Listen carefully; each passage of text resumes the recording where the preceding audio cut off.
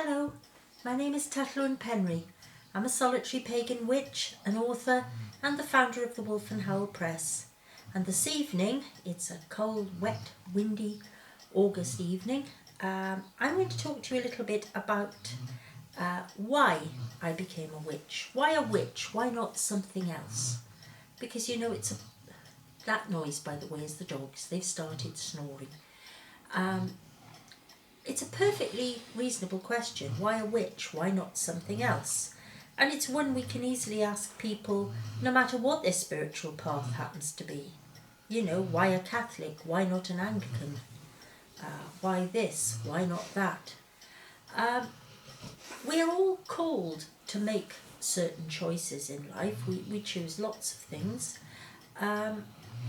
With spirituality, I think the initial choice has to be whether to go for a spiritual path or not.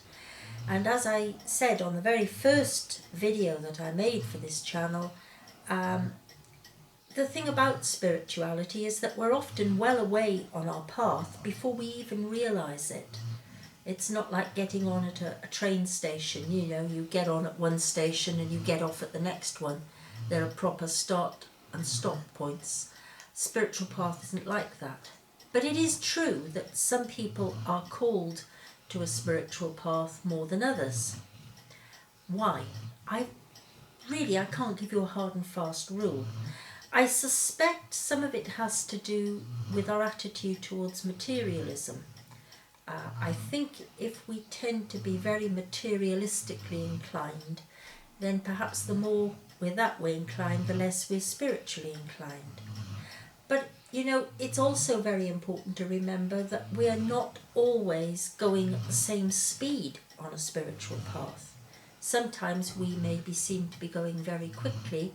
Sometimes we seem to be going very slowly and even stop for a little while.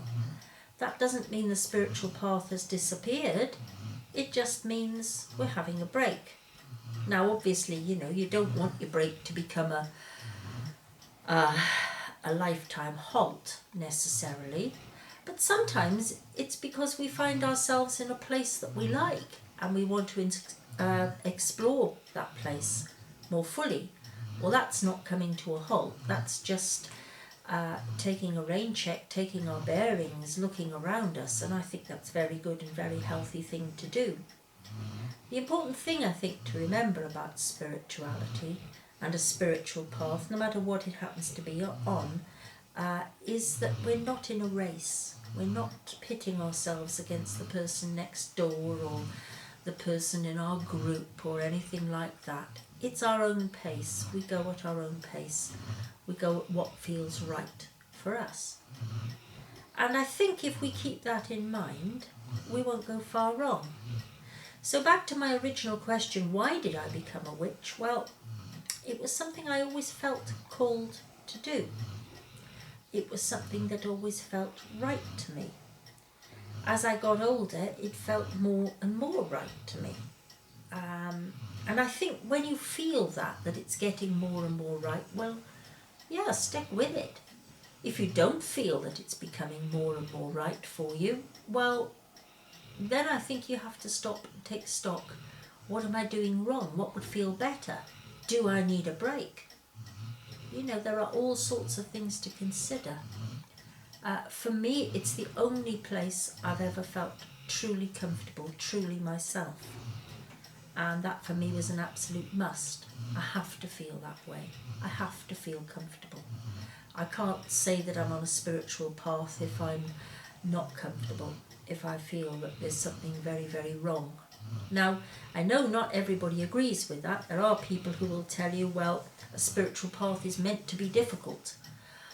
Well, there's a big difference between something being challenging and being next to impossible. And I think we've got to be sensible about this. A challenge is nothing to fear.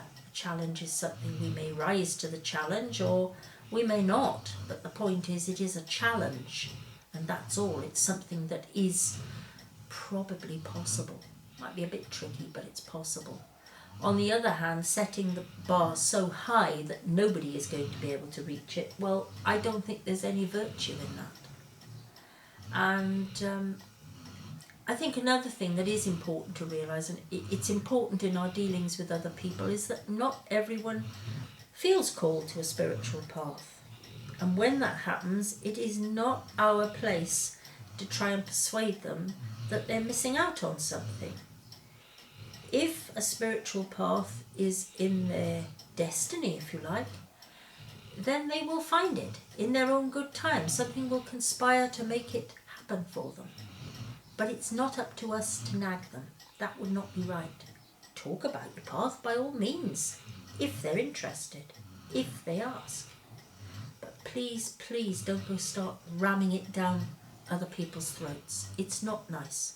There's been far too much of that in the world's history, and I don't want us to start adding to it. Anyway, that was just a short little chat. I hope it's prompted a few thoughts of your own, because that's what these talks are designed to do. It's not me sitting down telling you what's what.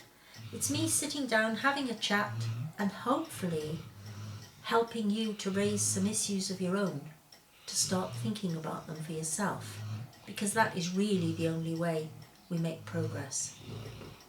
Anyway, I do hope you've enjoyed it, and thank you for listening. Good night.